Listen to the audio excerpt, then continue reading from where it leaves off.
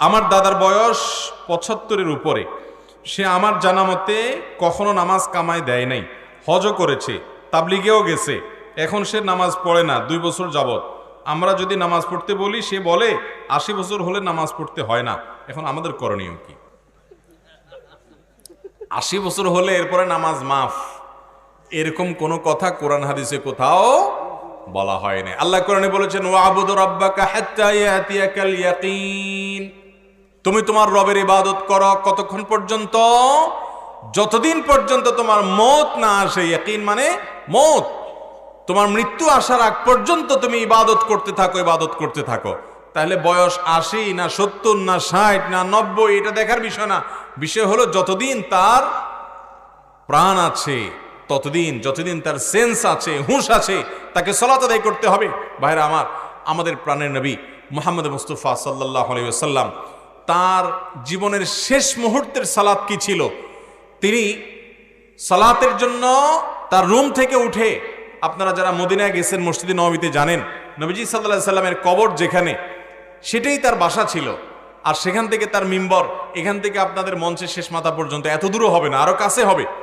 এতটুক জায়গা তিনি পায়ে হেঁটে যাওয়ার মতো শক্তি ছিল না। তখন তিনি সালাতের সময় দুজনকে ডাকলেন। একজন ছিলেন আব্বাস রাদিয়াল্লাহু তাআলা আনহু, আরেকজন ছিলেন আলী রাদিয়াল্লাহু তাআলা আনহু। তাদের দুইজনের কাঁধে 2 হাত দিয়ে শরীরের সমস্ত ভার তাদের উপর ছেড়ে দিয়ে পাওটাকে মাটির সাথে টানতে টানতে, ছেঁচড়াতে ছেঁচড়াইতে এসে মিম্বরের কাছে চলে আসলেন। এসে দাঁড়িয়ে সালাত আদায় করার ক্ষমতা ছিল না, ইমামতি করার মতো অবস্থা ছিল না। ইশারা দিলেন আবু বকর যেন ইমামতি করে। আবু বকর রাদিয়াল্লাহু তাআলা ইমামতি করলেন। তিনি পিছনে বসে বসে মুক্তাদি হয়ে সালাত আদায় করলেন। নবীজি যদি আল্লাহর নবী হয়ে জীবনের শেষ মুহূর্তে এইভাবে এত কষ্ট করে টেনে টেনে বাসায় পড়তে পারতেন, অসুস্থ মানুষ, কিন্তু না, পাওকে মাটির সাথে টানতে টানতে দুজনের ঘাড়ে ভর করে করে তারপরে মসজিদে গিয়ে সালাত আদায় করেছেন। যারা বলছেন যে আমার আর সালাত আদায় করা লাগবে না, বা সালাত আদায়ের পরে যাদের গাফলতি আছে, শক্তি সবল থাকা সত্ত্বেও, তারা কিয়ামতের দিন আল্লাহর কাছে কি জবাবদিহি করবেন? 5 ওয়াক্ত সালাত আদায় করবো তো ইনশাআল্লাহ।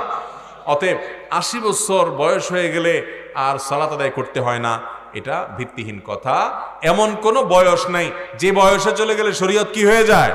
মাফ হয়ে যায়। হ্যাঁ, একজন মানুষ অক্ষম হয়ে গেছে, সেটা 60 বছরও যদি হয়, তার সেন্স নাই, আইসিইউতে আছেন, কোনো হুঁশ নাই, তিনি কিভাবে সালাত আদায় করবেন? তার জন্য শরীয়তে সালাত মাফ। এই অবস্থা তার মওত হয়ে গেছে, সেন্সার আসে নাই, অতএব তার গুনাহ হবে না ইনশাআল্লাহ।